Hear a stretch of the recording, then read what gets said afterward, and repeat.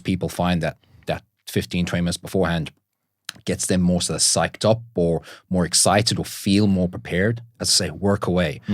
My biggest thing, and I'll always say it, is just be aware of what you're doing, what it actually is doing, and not being sold to you by some charlatan about what it is when it actually isn't the case. Yeah, that's my biggest thing. That is a lot of fitness, and I don't even think it's done intentionally by a lot of people, but they're all reading out of the charlatan's handbook. Yeah. It's like, create a problem, sell you the solution. Exactly. Do you know? So to very quickly jump forward, you and I have discussed, and I'm sure you've discussed openly online as well, one of the biggest pages on Instagram that kind of talks about a lot of the things we're trying to dispel here is Squat University. Yeah. Dr. Aaron Horschig, who I've met in person. Okay. Fucking super nice guy, really cool guy. Yeah. And I think you would agree, I don't think he is somebody that is purposely trying to not help. I think what happened to him, and correct me if you have a completely different opinion, I do want to get your thoughts on this, and him in general, and what he does, what he sells. I think he's somebody he happened to find a username that was very universally, like everybody, I think we went through a kind of bit of a renaissance period through the 2010s where more and more gyms were getting like squat racks, deadlift platforms. Because I remember when I first started going to a gym, you were lucky if your gym had one squat rack. Yeah. Now every gym, like when I was working in Flyfit, there was 22 squat stations in the whole gym, which is massive. Like. So I think it was a happenstance. He happened to have a page with a very palatable name, Squat University. And I'd imagine when he started, it was helping like particularly like Olympic weightlifters and things overcome what he saw as some mobility issues based on what he's done in his physiotherapy course or whatever it is he's done in the American equivalent. And then it's as the page got bigger and he got asked to solve more and more and more problems, he couldn't say, I don't know. Because it started to becoming about being the authority in that position. So it started to manufacture answers. And now I think it's gotten to the point where he actually actively has to like stonewall even when he is completely in the wrong.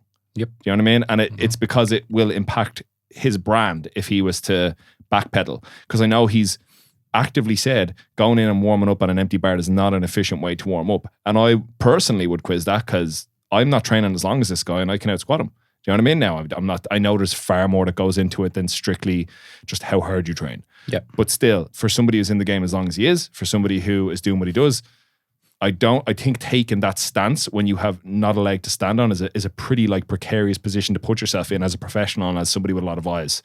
But regardless of all that, let's get some of your thoughts. Squat University. So, like, people think I just shit on him all the time, right? But I think he does that himself. So, personally, I have nothing against the man. And as I said to you in the past conversations, he is genuinely trying to help people. His issue is that he will not change his stance based on contradictory evidence and stuff that he says that has been completely debunked. And some very, very well-known people are calling him out. Do you know Aaron's been invited on 7 different podcasts and he's turned them all down because he knows he's going to be challenged. If you honestly believe your point and you can back what you say, why would you not debate anyone on it? Okay. Yes, he may think it may hurt his brand. But again, if you start reading the comments under those posts, you will notice people are coming to the realization that not everything that he says is true.